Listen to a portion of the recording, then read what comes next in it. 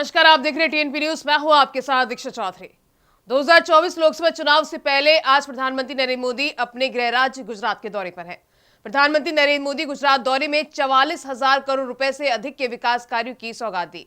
प्रधानमंत्री नरेंद्र मोदी ने अहमदाबाद के नरेंद्र मोदी स्टेडियम में लोगों का अभिवादन किया। पीएम मोदी राज्य के विभिन्न हिस्सों से आए कई किसानों की मौजूदगी में गुजरात सहकारी दुग्ध विपणन महासंघ के स्वर्ण जयंती समारोह में शिरकत की। उनके साथ गुजरात के मुख्यमंत्री भूपेंद्र पटेल भी मौजूद रहे। आज से प्रधानमंत्री नरेंद्र मोदी 2 दिन के दौरे पर वाराणसी पर रहेंगे। ये कई मायनों में खास माना जा रहा है। दरअसल अब किसी भी समय लोकसभा चुनाव की घोषणा हो सकती है। बतौर प्रधानमंत्री और वाराणसी सांसद के दूसरे कार्यकाल में ये उनका अंतिम दौरा माना जा रहा है। माना जा रहा है कि मार्च 2024 के पहले या दूसरे सप्ताह में चुनाव आचार संहिता लागू हो सकती है। लिहाजा इससे पहले पीएम मोदी लगभग 14,000 करोड़ रुपए की 23 परियोजनाओं का लोकार्पण और 13 परियोजनाओं का शिलान्यास करेंगे। साथ ही पीएम मोदी 2 जनसभाओं को भी संबोधित करेंगे। चूंकि अयोध्या में रामलला की मूर्ति की प्राण प्रतिष्ठा के बाद ये पीएम मोदी के पहला वाराणसी आगमन है, तो उनके स्वागत की थीम भी राममय होने वाली है। इतना ही नहीं, पीएम अपनी जनसभा में न केवल पूर्वांचल बल्कि प्रदेश के कोने कोने से आए 1 लाख किसानों को संबोधित भी करेंगे। प्रधानमंत्री नरेंद्र मोदी ने एक्स पर पोस्ट लिखा है, देश भर के अपने किसान भाई बहनों के कल्याण से जुड़े हर संकल्प को पूरा करने के लिए हमारी सरकार प्रतिबद्ध है। इसी कड़ी में गन्ना खरीद की कीमत में ऐतिहासिक बढ़ोतरी को मंजूरी दी गई है। इस कदम से हमारे करोड़ों गन्ना उत्पादक किसानों को लाभ होगा।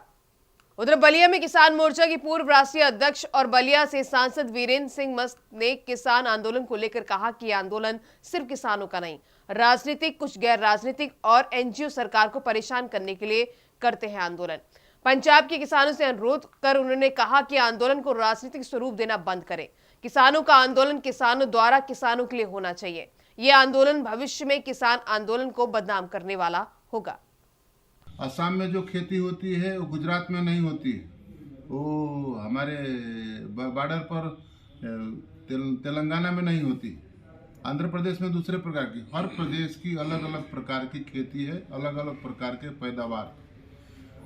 पंजाब के किसान जो आंदोलन कर रहे हैं वो किसान का भी आंदोलन है। एमएसपी की बात आ रही है तो एमएसपी के बारे में सरकार ने फैसले किए हैं कि हम किसानों के उत्पादन की लाभकारी कीमत, जिस स्वामीनाथन कमेटी की रिपोर्ट की बात करें उसके बारे में उन लोगों ने एक फैसला किया है कि 5 साल तक हम इसको बढ़ाकर देखते हैं कि किसानों को हम क्या कर सकते हैं। लेकिन हर चीज़ों को नहीं मानने के लिए ठान लेना और वह किसान का आंदोलन पूरे देश के किसानों का आंदोलन नहीं होगा। मैं इतने दिन से संसद में हूँ, मैं कह सकता हूँ कि प्रधानमंत्री मोदी जी ने जो किसानों के लिए किया है आज तक किसी सरकार ने किया नहीं।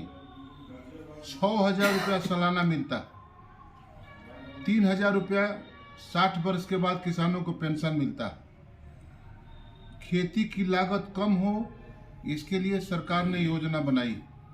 किसानों की समृद्धि के लिए उसके फसल नुकसान हो जाते हैं, फसल बीमा योजना बनाई है।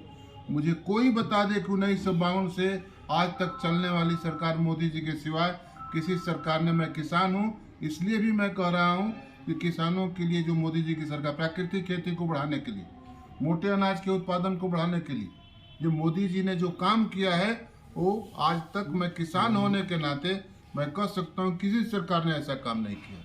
दिल्ली के सीएम अरविंद केजरीवाल को ईडी का 7वां समन मिला है। ईडी ने गुरुवार को उन्हें समन भेजते हुए पूछताछ के लिए सोमवार को बुलाया है। इससे पहले अरविंद केजरीवाल को सोमवार को ईडी के सामने पेश होना था, लेकिन वे हाजिर नहीं हुए। दिल्ली के कथित शराब घोटाले में मनी लॉन्ड्रिंग की जांच करी ईडी ने तब पूछताछ के लिए केजरीवाल को समन भेजा था। आपने ईडी के समन को गैर कानूनी बताते हुए तब कहा था कि ईडी के समन की वैधता का मामला अब कोर्ट में है। ईडी ने खुद कोर्ट का दरवाजा खटखटाया। ईडी को बार बार समन भेजने के बजाय कोर्ट के फैसले का इंतजार करना चाहिए। ये 6ठी बार था जब केजरीवाल ईडी के सामने पेश नहीं हुए थे। सीएम के 2 दिवसीय गोरखपुर दौरे का दूसरा दिन है। आज कई कार्यक्रम में सीएम योगी आदित्यनाथ शामिल होंगे। नए आयकर विभाग के लोकार्पण में सीएम शामिल होंगे। केंद्रीय मंत्री निर्मला सीतारमण भी शामिल होंगी। सिविल लाइंस में किया गया कार्यक्रम का आयोजन है। 1,000 करोड़ से अधिक की 20 परियोजनाओं का लोकार्पण और शिलान्यास करेंगे। सूचना प्रौद्योगिकी संस्थान के छात्रों को प्रमाण पत्र वितरित किया जाएगा। बिहार में लोकसभा चुनाव को देखते हुए आबकारी विभाग की टीम और अधिकारी शराबबंदी के प्रति सशक्त हो गए हैं। वहीं सारण सहायक आयुक्त मद्य निषेध केशव कुमार झा ने बताया कि बिहार और उत्तर प्रदेश के अधिकारियों के साथ बैठक हुई है। बैठक में निर्णय लिया गया है कि बिहार से सटे जो भी सीमावर्ती क्षेत्र है उस क्षेत्र में की दुकानों पर विशेष निगरानी रखी जा रही है। वहीं उत्तर प्रदेश के बलिया जिले के भी अधिकारी इस पर विशेष निगरानी रखे हुए हैं। बैठक में लोकसभा चुनाव को लेकर चर्चा हुई और चुनाव से पहले किसी तरह के नशीली पदार्थ बिहार में प्रवेश न करे, इसका विशेष ध्यान रखा गया है। देखिए, इस जिला में जो सबसे महत्वपूर्ण चीज़ है वो है हमारा उत्तर प्रदेश से जो सीमा लग रही है, तो उन जिलों के साथ हमारा कोऑर्डिनेशन हो और उस पर हम बेहतर काम कर सकें। हम मद्य निषेध के लिए काम कर रहे हैं। तो इस संबंध में जो विभागीय दिशा निर्देश था उसमें जो सारण जिला के सटे हुए उत्तर प्रदेश के ज़िले बलिया है, उसके साथ हमारी एक मीटिंग 14 फरवरी को हुई थी, जिसमें बलिया के डिस्ट्रिक्ट एक्साइज ऑफिसर और बिहार राज्य से सारण के असिस्टेंट कमिश्नर, भोजपुर के असिस्टेंट कमिश्नर, बक्सर के और सीवान के सुपरिंटेंडेंट भाग लिए थे, जिसमें हम लोगों ने जो बॉर्डर क्षेत्र में दुकानें हैं उत्तर प्रदेश में उनके सेल पे निगरानी के साथ साथ कोई illegal manufacturing, storing, hoarding, transportation, इन सब की जो कार्रवाई होनी है वो हो जाए, ताकि प्रभावी अंकुश लगा रहे। या एक लेवल की मीटिंग थी। इसके बाद गत रविवार को जो है कुशीनगर में ज्वाइंट कमिश्नर के साथ एक संयुक्त बैठक आयोजित की गई थी, जिसमें बिहार के जो यूपी के सीमावर्ती सभी ज़िले और उत्तर प्रदेश के जो ज़िले हैं उनके उत्पाद पदाधिकारियों की भी समन्वय बैठक हुई थी, जिसमें आवश्यकता अनुसार संयुक्त छापेमारी की कार्रवाई के साथ साथ इंटेलिजेंस शेयर ग्रुप बना करके व्हाट्सएप पर छपरा में युवक की चाकू गोदकर हत्या किए जाने के मामले का पुलिस ने खुलासा किया है। साथ ही हत्याकांड में संलिप्त 2 सगे भाइयों को पुलिस द्वारा गिरफ्तार भी किया गया है। युवक की हत्या प्रेम प्रसंग के चलते की गई है। आपको बता दें, घटना रविवार को घटित हुई है। मौत के बाद परिजनों ने अज्ञात लोगों के खिलाफ प्राथमिकी दर्ज कराई है, जिसके बाद जांच में प्रेम प्रसंग में हत्या की बात सामने आई है, जिसमें पुलिस ने 2 लोगों को गिरफ्तार किया है। जम्मू कश्मीर के किरू हाइड्रो इलेक्ट्रॉनिक प्रोजेक्ट से जुड़े भ्रष्टाचार के मामले में सीबीआई ने गुरुवार सुबह पूर्व राज्यपाल सत्यपाल मलिक के दिल्ली स्थित आवास और दफ्तर की तलाशी ली।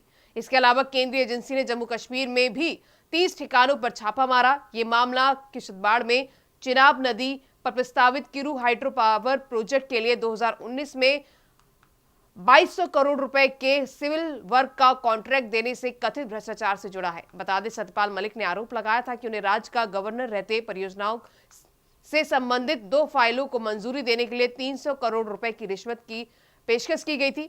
बता दें, वे 23 अगस्त 2018 से 30 अक्टूबर 2019 तक जम्मू कश्मीर के राज्यपाल थे।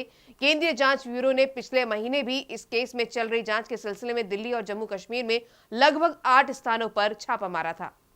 फिलहाल इस बुलेटिन में इतना ही। खबरें लगातार जारी हैं। नमस्कार।